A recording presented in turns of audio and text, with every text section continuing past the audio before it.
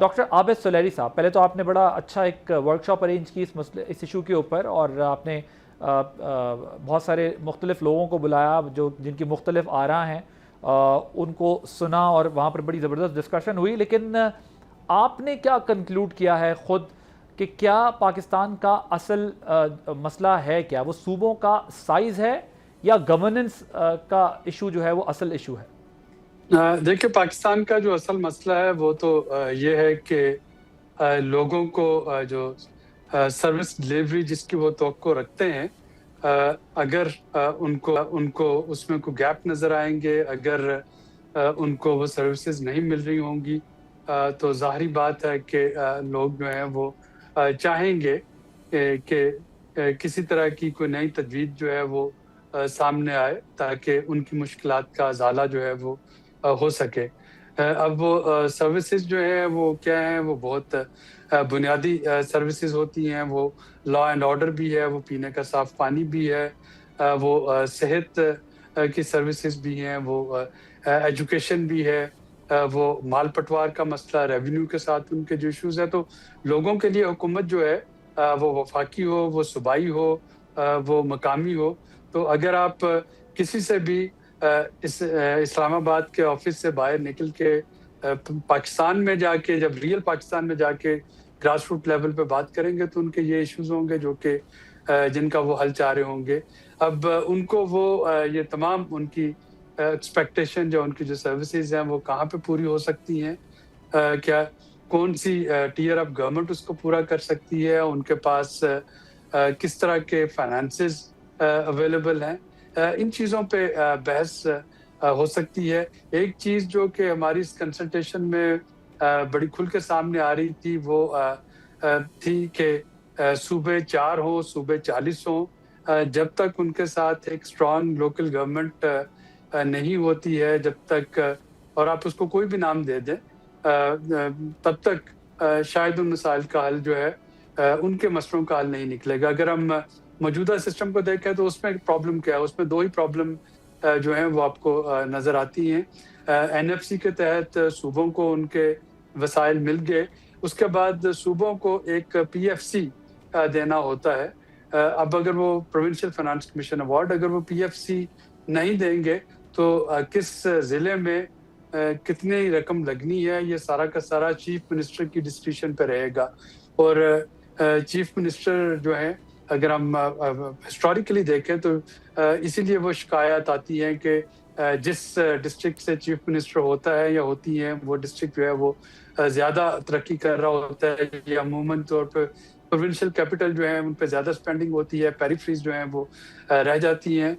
دوسرا ایشو یہ ہے کہ لوکل گورنمنٹس جو ہیں ان کا کوئی جب ٹرن اوور کی کوئی سیکورٹی نہیں، آپ ایک جو ہے ڈپٹی سیکرٹری اس کے لیٹر پہ آپ لوکل گورنمنٹ جو ہے اس کو مقامی حکومت کو رخصت کر دیں، تو وہاں پہ اگین ایک چیلنج جو ہے وہ رہتا ہے. اب اس کا جواب کیا ہو سکتا ہے؟ یہ ہم نے ایک ملٹی پارٹی جو تھی کنسلٹیشن کی، جس میں پاکستان کی تمام سیاسی جماعتیں، peoples party, PMLN، MQM، PTI، Jamaat Islami, JUI اور مختلف انڈیپینڈنٹ ایکسپرٹس، ان سب کو ہم نے بلا کے اس پہ جاننے کی کوشش کی. اور ظاہر ہے کہ اس پہ مختلف طبقہ فکر سے مختلف جو تھے وہ رسپانسز آئے. لیکن ایک چیز جس میں کہ سب کا کنسنسس مجھے نظر آ رہا تھا وہ یہی تھا کہ ہمیں جو مقامی لیول پہ حکومت ہے اس کو اسٹرانگ کرنا ہے. اس کو آپ کسی بھی نام سے اسٹرانگ کر لیں. ایک اور جو چیز اس میں فائنل تھی وہ تھی کہ وہ جو آرٹیکل 146A ہے وہ بہت مبہم ہے، جس کے تحت مقامی حکومتوں کا قیام عمل میں آنا ہے.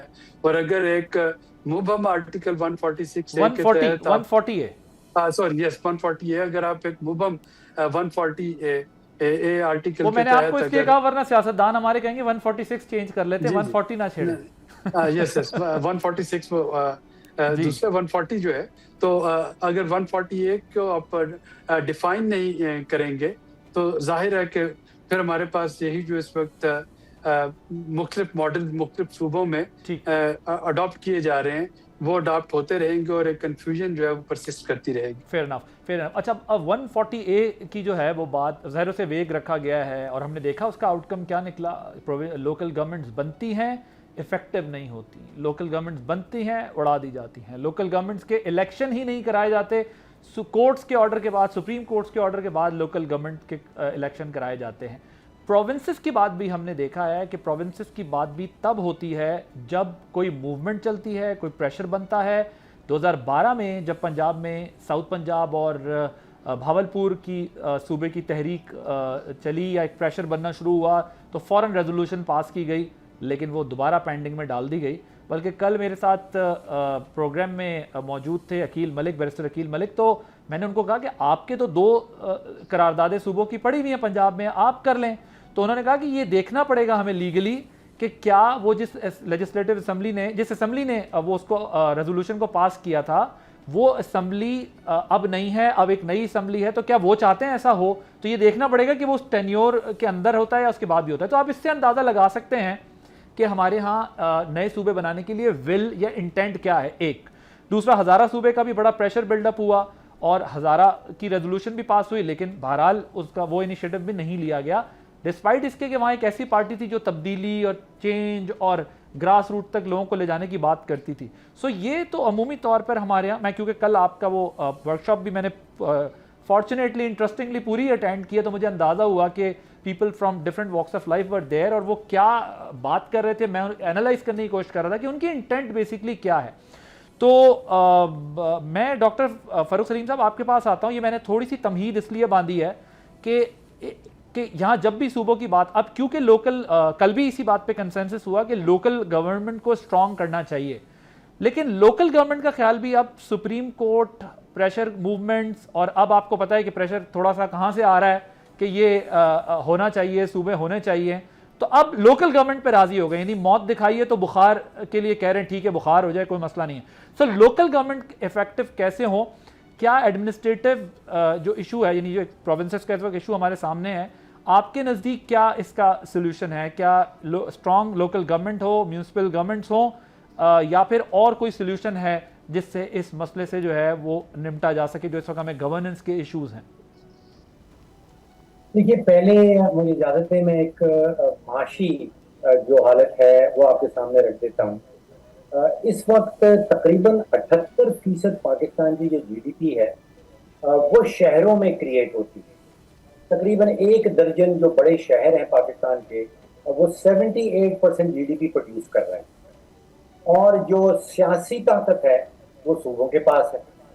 تو اس میں ایک بہت بڑا مس میچ, ایک بہت بڑا تضاد نظر آتا ہے کہ ساری دولت جو ہے وہ کریٹ کرتے ہیں شہر, اور جو سیاسی طاقت ہے وہ صوبوں کے پاس پڑی ہے. اس کو وہ ہم انگلش میں انگریزی میں کہتے ہیں کہ وہ اکنامک جیوگرافی کچھ اور ہے اور پولیٹیکل جیوگرافی کچھ اور ہے. اب آپ سوچئے کہ کراچی شہر ہے وہ تقریباً $100 بلین کی جی ڈی پی سالانہ پروڈیوس کر رہا ہے. جو وہاں پہ سیاسی طاقت ہے وہ ساری صوبے کے پاس ہے. جو کراچی شہر ہے جو $100 بلین کی جی ڈی پی پروڈیوس کر رہا ہے, اس کے پاس نہ تو لینڈ یوز کے اوپر کنٹرول ہے, نہ کوئی ٹرانسپورٹ کے اوپر کنٹرول ہے, نہ کراچی کے پانی کے اوپر کنٹرول ہے, نہ پراپرٹی ٹیکسز کے اوپر کنٹرول ہے, نہ بلڈنگ ریگولیشن کے اوپر کنٹرول ہے. یہ کنٹرول سارا صوبے کے پاس ہے.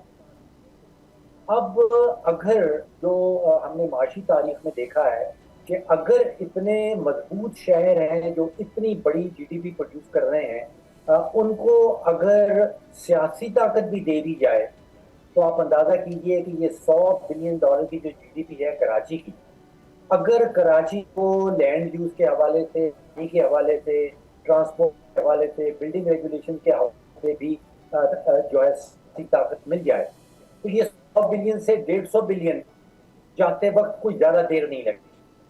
تو آپ سوچئے کہ صرف کراچی کو تقریباً $40-50 ارب سالانہ کا نقصان ہو رہا ہے کہ ہم نے معاشی طاقت اور سیاسی طاقت کو الگ الگ رکھا ہوا ہے. سیاسی طاقت جو ہے وہ پاور گیم ہے, وہ سیاسی جماعتیں جو ہیں وہ اس کو استعمال کرتی ہیں. ان کا قطعاً کسی قسم کا انٹرسٹ نہیں ہے کہ اکنامک جیوگرافی جو ہے उसको किसी तरह मजबूत किया जाए, उसको उसकी तरफ फोकस किया जाए। अच्छा, अब आप देखिए कि पाकिस्तान इस वक्त तकरीबन 400 बिलियन डॉलर की जीडीपी प्रोड्यूस कर रहा है, और ये ऐसा पाकिस्तान है जहाँ पे सारी की सारी सियासी ताकत जो है उनने 4 सूबों को दी हुई है, और 78% जीडीपी जो है वो कराची, लाहौर, फैसलाबाद, मुल्तान, गुजरांवाला, सियालकोट, हैदराबाद, ये दर्जन शहर हैं जो 78% जीडीपी प्रोड्यूस कर रहे हैं। अगर इनको ताकत दे दी जाए, जो माशी सेंटर्स हैं इनको सियासी ताकत भी दे दी जाए, तो मैं ये समझता हूँ कि ये 400 बिलियन डॉलर की जो जीडीपी है ये 600-700 बिलियन डॉलर बनते हुए कोई ज़्यादा देर नहीं लगेगी। तो हमने सोचना ये है कि हमारे लिए इम्पोर्टेंट ज़्यादा मईशत है या सियासत है। पिछले 50 साल में इसका जवाब बिल्कुल वाज़ेह है कि सियासत की प्रायोरिटी है, मईशत की नहीं। ओके, सब्सक्राइब करें और बेल दबाएं ताकि कोई खबर रह न जाए।